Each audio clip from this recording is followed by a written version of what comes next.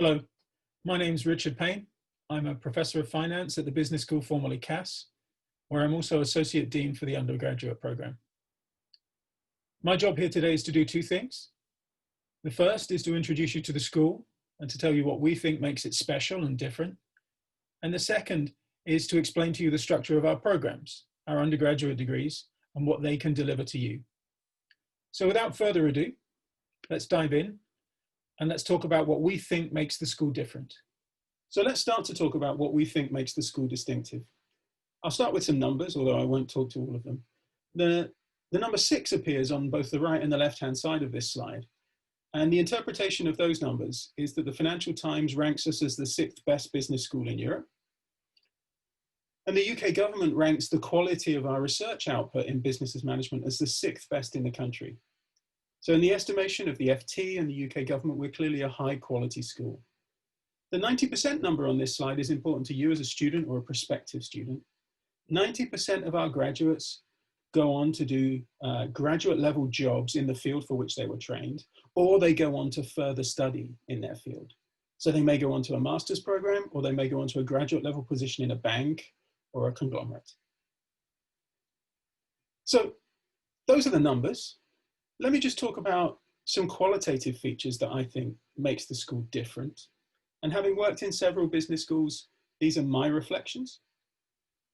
The first thing is that we have a passion for undergraduate education.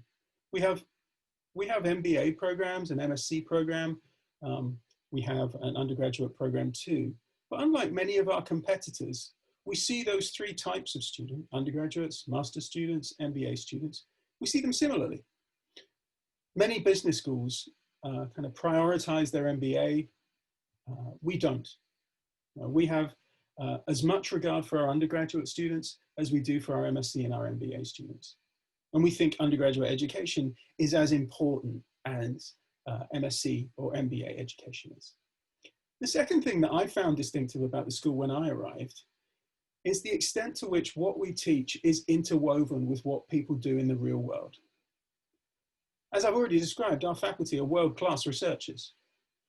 But what we do as a school in terms of the construction of our programs is very tightly linked to what people are doing on the coalface of business, finance, accounting today. So our programs are informed by the way the world is currently working and the way in which top-notch academics are currently thinking about the world. So before I go on to talk about the school's approach, let me talk for a short moment about City University. City organizes around 4 key principles, and you'll see them in front of you. The pursuit of academic excellence, providing education relevant to business and the professions, taking advantage of our central London location, and delivering a high quality student experience.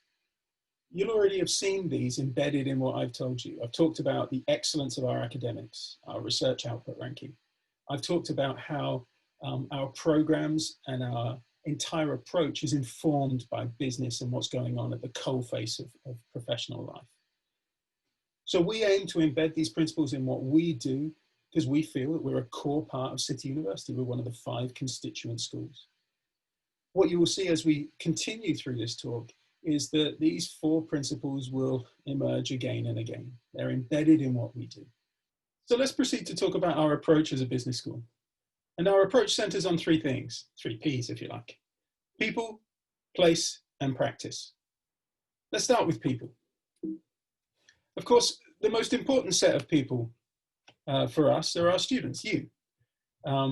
They come from a diverse range of backgrounds, a diverse range of countries. We have people from as far away as Beijing and Australia and the Caribbean, and people from as close by as Islington, just a couple of miles up the road from us. But one thing that those students have in common is that they've demonstrated excellence. You've all worked hard and you've all done well to get to where you are today. The second set of people who are important to us, and in turn are important to you, are clearly our faculty, our people. These are the folk that I've referred to earlier on, whose research is described as world leading. They're the folk teaching you actuarial science, finance, accounting, business. Many of them have experience of doing those jobs in the real world. So for example, I worked in an investment bank for many years. Some of our other colleagues have worked in corporates, in insurance firms, and so on and so forth. So our faculty, whilst being world-leading researchers, are also incredibly knowledgeable about the way in which the world actually works in practice. And the final group of people who are important to us are our community. And by our community, I essentially mean our alumni network. That is the network of former students of the business school, be they undergraduate or MSc students or MBA students. And when you graduate from the school, you will automatically become a member of this community. So that all sounds very nice, but from your perspective, what is the value of this community?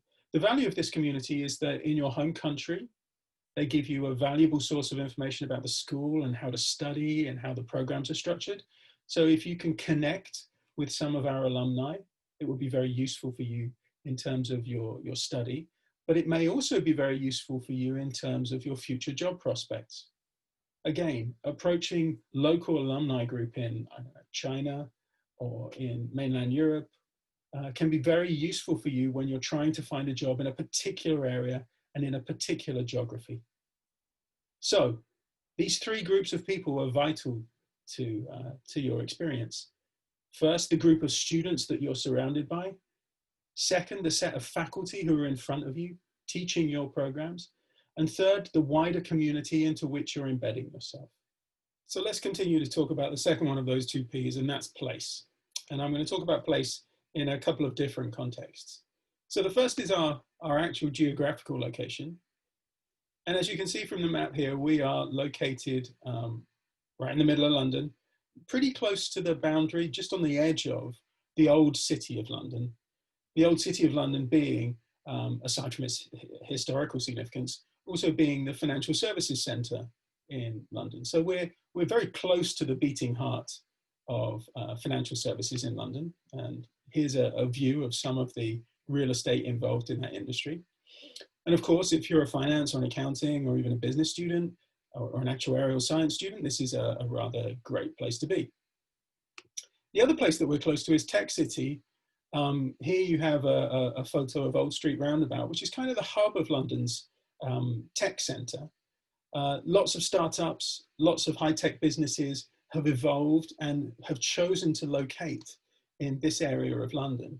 And that happens to be roughly a mile from where the business school is located. So what you can see is that the school is located both close to the centre of financial services in London and also close to the centre of tech in London, which puts us in an excellent position to attract guest speakers, to attract folk from industry to come in and tell you about their experience, and also to help you to get placed within either whether it's for a full-time job or whether it's just as part of a placement as part of your degree, to get placed within those companies. The contacts between those companies and our faculty are strong.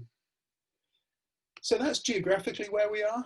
If you're more interested in slightly less academic and slightly more fun things to do, we're also very close to Shoreditch in London, which is, how should I put it, an entertaining place to live. The second context in which I'll talk about place is our facilities at Northampton Square. This is a photo of our student lounge in Drysdale at Northampton Square, where many of you will while away many a happy hour talking to your colleagues and planning work. We have excellent facilities on site at Northampton Square. This is in the basement of Drysdale, which is a kind of dedicated working area. At Bunhill Road, which is where our MSc degrees are located, we have dedicated Bloomberg rooms, etc. We also have Bloomberg terminals at Northampton Square. And the whole city real estate over the last 5 to 10 years has had a really quite nice makeover. So that, as you can see in the main entrance here, we have a very, very nice campus and a very welcoming campus in terms of how it's laid out. The final context that I want to talk about place in is the institution's place within the University of London. So a few years ago, City joined the University of London. That means that City is still an autonomous university, but it sits underneath the umbrella of the University of London in a kind of federation of schools.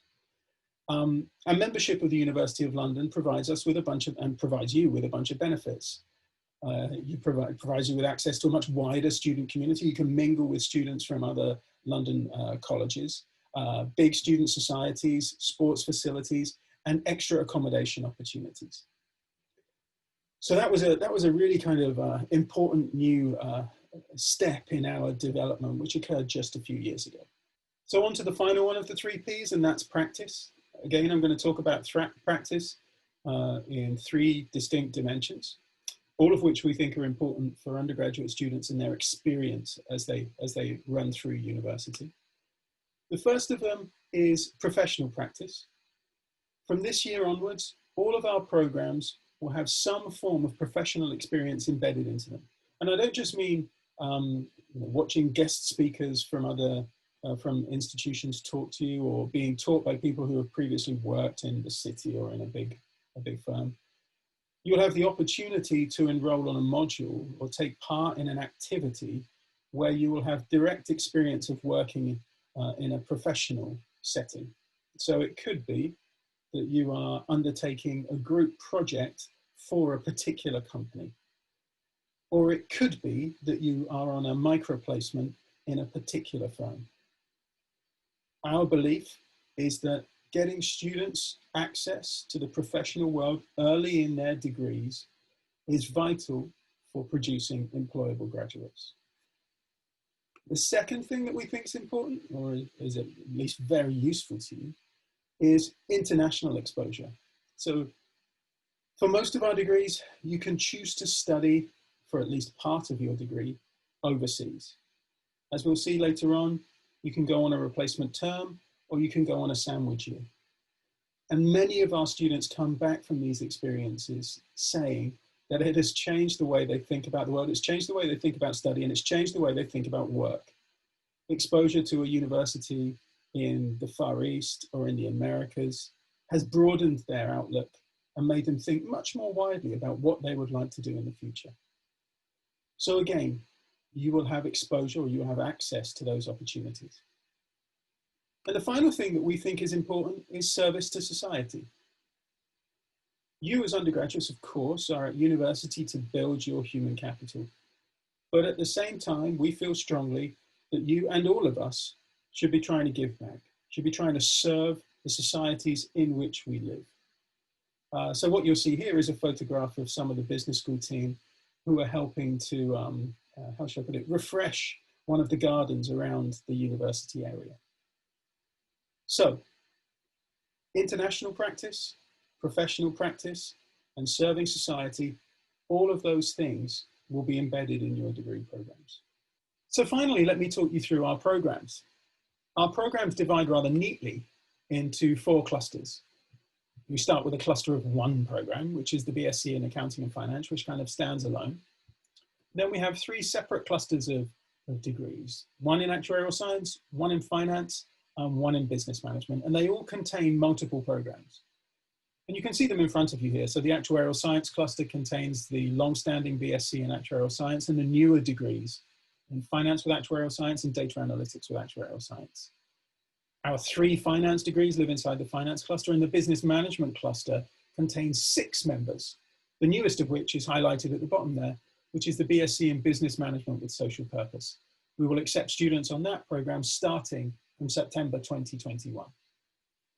So that's a lot of degrees. What do I think are their defining features? First of all, I would like to think that they're innovative. Over the last few years, we have redeveloped, revamped, and introduced brand new programs. As you can see on the previous slide, we have our new BSc in Business Management with Social Purpose. Last year, we introduced Data Analytics with Actuarial Science, and so on and so forth. We're continually thinking about what our programs deliver to you as students and how they line up against the real world. And if we decide that they're not delivering what they should be, we are innovating. Second thing that I would stress is their flexibility. If, for example, you enter on the BSc in Actuarial Science, at the end of year 1, you can switch onto Finance with Actuarial Science. Similarly, within the finance cluster, there are opportunities up until the midway of year 2 for you to switch between any of those 3 degrees. And also on business management, the same principle holds. Doesn't matter which of the 6 degrees you enter in, up until the midpoint of year 2, you can switch between those programs at will. So they're very flexible from the student point of view. They allow students to, come onto the program, experience, say, what business management is like, and then select the precise nature of their degree to taste once they've experienced a year or a year and a half of education. So you may have come in and you may have thought, what I really want to do is I want to do some business with finance. So I'm going to enroll on the business with finance degree. You may decide a year in that you're much less interested in finance and you're much more interested in entrepreneurship. So a year in, you switch from the BSc in business with finance and onto the BSc in business management, digital innovation and entrepreneurship. There is no impediment to you doing that. So that's why we think these are flexible offerings. Of course, the way in which we teach, what we teach and how we teach it is completely driven by our faculty's tastes, our faculty's research outputs, and our faculty's expertise. But also, we embed within our programs, as I've already described, professional practice. You'll get guest speakers, guest lecturers from industry, maybe from Tech City, maybe from the City of London. There will be some module on your degree which will embed some professional practice. Each of our degrees is informed by professional experience. And as I've already told you, many of our faculty have themselves experience of working in the city or in industry. And so we'll give you that experience. The final thing that I would like to say about our programs is that they are focused on you and your learning. It's not simply us delivering stuff to you. Okay? It's not a one-way mechanism. We're interested in listening to what you say about what you're getting. And what we care about is that you are learning from the material that we are giving. So it's student-centric, innovative, flexible, but at the same time, we're exploiting the expertise of our faculty in order to give you the best experience possible. And what do I want you to be when you emerge? Well, of course I want, and you want, to be employable. I want you to be motivated. I want you to be satisfied. I want you to be excited by what you've learned. I very clearly want you to be familiar with the frontiers of academia. So I want you to know about current thinking in management theory or finance theory or statistical theory. But I also want you to be currently informed about what's going on in the world, business practice, so that when you get onto a desk, when you hit an office, you are office ready, or at least as office ready as you can be. And the final thing that I want to stress is that what I want you to be as a student and as a graduate is not just someone who passively consumes material that's given to them by a teacher or by a lecturer. I don't want you to be just that person. I want you to be someone who's confident, exploring, adapting that knowledge and innovating with that knowledge. It's not simply sufficient to be able to regurgitate information that's been presented to you. You need to be able to use it in an active fashion. You need to be able to adapt it. You need to be able to innovate with it. So let me talk a little bit about our typical undergraduate student's profile. I'm going to round the numbers off here, so they're not exactly what you see on the slide in front of you. But we have students from roughly 100 nationalities. Let's say that across the 3 years of our programs, plus the foundation year, there are around 2,500 students. Just more than a half of them are male, just fewer than a half of them are female. Around a quarter of them come from the UK, another quarter come from the EU, and around a half of them come from elsewhere on the planet. So around a quarter UK students, around a quarter EU, and about 50%, just more than 50%, we're going to call them overseas students, so non-EU, non-UK students. So that's a vast array and a vast, kind of vast breadth of different types of student. As I said earlier on, we have students from as close to the business school as Islington and as far away as Australia. And that provides a dynamic and an exciting learning environment for anyone. It also provides a dynamic and an exciting teaching environment for people like me. Now on to more kind of technical structural issues. How does the program look? Well, for the majority of you, it will be a kind of straight through process. You'll start in year one, you'll complete the year one, you'll then complete year two, and finally you'll complete year three, and you'll be done and out into the world of work or further study you go. There are options though. You can choose not to use this kind of standard template. The first option that you have, or most of you have, is that you can choose to study abroad as part of year 2. You can take the opportunity to take a replacement term in year 2 at one of our overseas partners, and you'll see the list of those later on.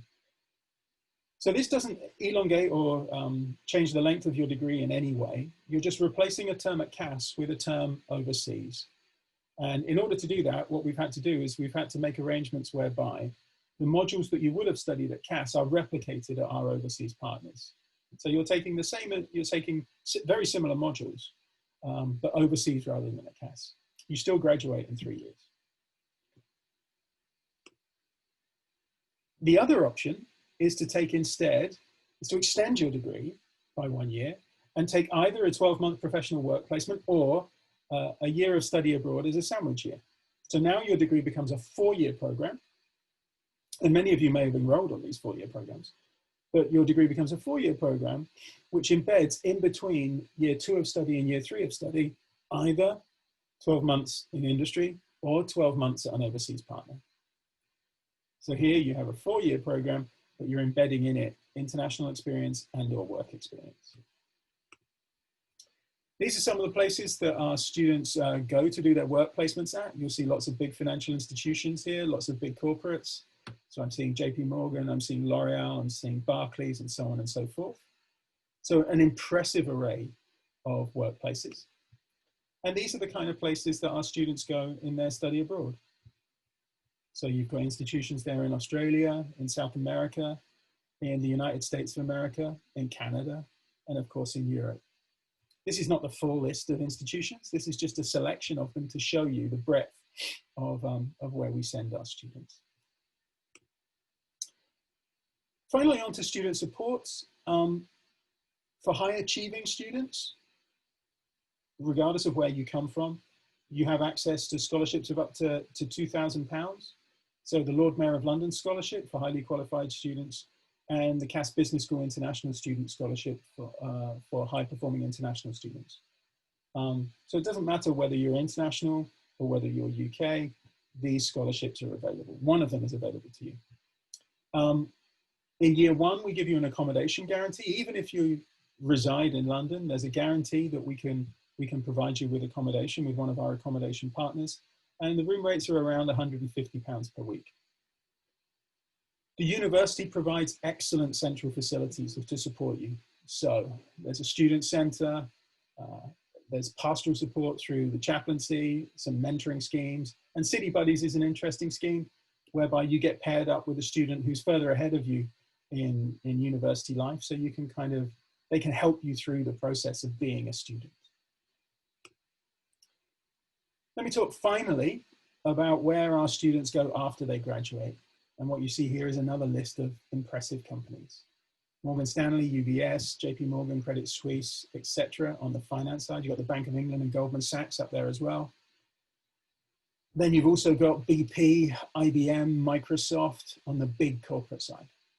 So these are the places our graduates go. As I said earlier on, 90% of our graduates go on to do graduate level employment work in big corporates or in big financial firms or even in startups. They either do that or they go on to do further study. So that's my talk finished.